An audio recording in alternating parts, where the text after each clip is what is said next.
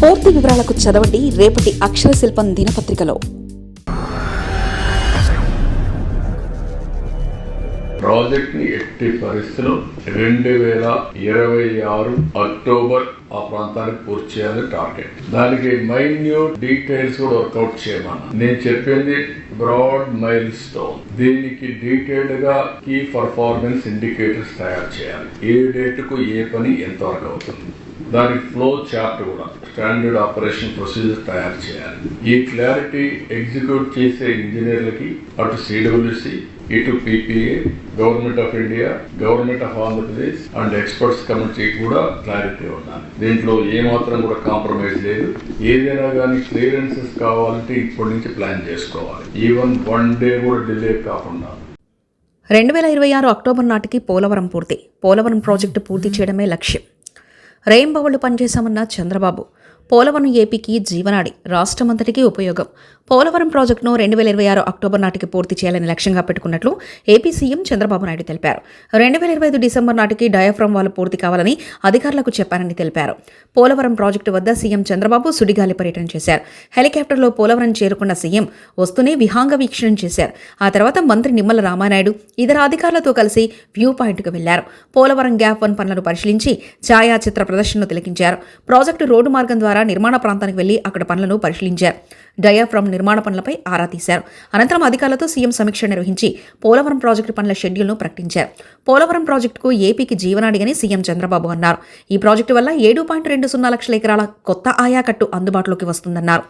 28 లక్షల మందికి త్రాగునీరు, 960 మెగావాట్ల విద్యుత్ ఉత్పత్తి సాధ్యపడుతుందన్నారు. విశాఖ పారిశ్రామిక అవసరాలు, తాగునీటికి 23 టీఎంసీలు అందుబాటులో వస్తాయని చెప్పారు. పోలవరం అమరావతి రాష్ట్రానికి 2 కళ్లని. పోలవరం పూర్తి చేసి నదుల అనుసంధానం చేస్తే రాష్ట్రానికి గేమ్ చేంజర్ అవుతుందని తెలిపారు. పట్టిసీమ ద్వారా కృష్ణా నదికి అనుసంధానం చేశాం. రాబోయే రోజుల్లో నేరుగా కృష్ణా నుంచి నాగార్జున సాగర్ కెనాల్కు అనుసంధానం చేయాలి.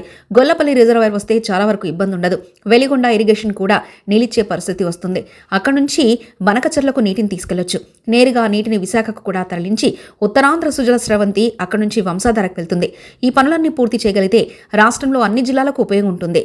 శ్రీకాకుళం నుంచి కర్నూలు, నెల్లూరు, చిత్తూరు, తిరుపతి వరకు నీటి సమస్య ఉండదు.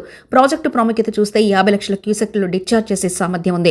93 మీటర్లు డయాఫ్రామ్ వాల్, అత్యంత ఎత్తైన స్పిల్వే గేట్లు ఏర్పాటు చేస్తున్నారు. బహుళ ప్రయోజనాల కోసం వినియోగించే ప్రాజెక్టు పోలవరం అని సీఎం చంద్రబాబు తెలిపారు. 2014 నుంచి 2019 వరకు రేయింబవళ్లు పనిచేశాం. ముందు జాగ్రత్త చర్యలతో 2014లో సీఎం కాగానే 7 ముంపు మండలాలు ఇవ్వకపోతే ప్రమాణం చేయనని చెప్పా. మొదటి కేబినెట్ పట్టుకుని 7 మండలాలు ఇచ్చిన తర్వాతే పార్లమెంట్ సమావేశాలు ఏర్పాటు చేశారు. ఒక్క రోజులో స్పిల్ ఛానల్లో 32,715 క్యూబిక్ మీటర్ల కాంక్రీట్ వేసి గిన్నెట్ రికార్డ్స్ కూడా బ్రేక్ చేశాం. ఎగువ దిగువ కాపర్ డ్యాములు 2 పూర్తి చేశాం.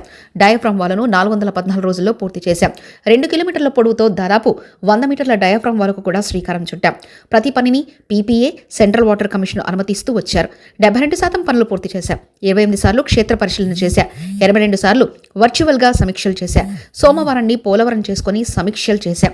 గత ప్రభుత్వం 2019లో అధికారంలోకి రాగానే పోలవరం కాంట్రాక్టును మారుస్తామని చెప్పారు. బలవంతంగా 2019 జూలైలో నోటీసులు ఇచ్చి సైట్ నుంచి వెళ్లిపోవాలని ఆదేశాలు ఇచ్చారు. 15 నెలల పాటు ఇలాంటి ప్రత్యామ్నాయ ఏర్పాట్లు చేయలేదు. రివర్స్ టెండరింగ్ పేరుతో ప్రాజెక్టును సర్వనాశనం చేశారు. 50 లక్షల క్యూసెక్ల నిలువ డిశ్చార్జ్కు మన నిర్మాణాలు చేశాం. ఆగస్టు, అక్టోబర్లలో వరదలకు డయాఫ్రామ్ వాల్ పూర్తిగా దెబ్బతింది. దాని తర్వాత పోలవరం ప్రాజెక్టును నిర్వీర్యం చేశారు. పట్టించుకోలేదు. అసమర్థత, అవగాహన రాహిత్యం, అవినీతి, కుట్ర అన్ని కలిపి ప్రాజెక్టును నాశనం చేశారని చంద్రబాబు నాయుడు ఆగ్రహం వ్యక్తం చేశారు. మరిన్ని కథనాల కోసం సబ్స్క్రైబ్ చేసుకోండి మీ అక్షర శిల్పం. పూర్తి వివరాలకు చదవండి రేపటి అక్షర శిల్పం దినపత్రికలో.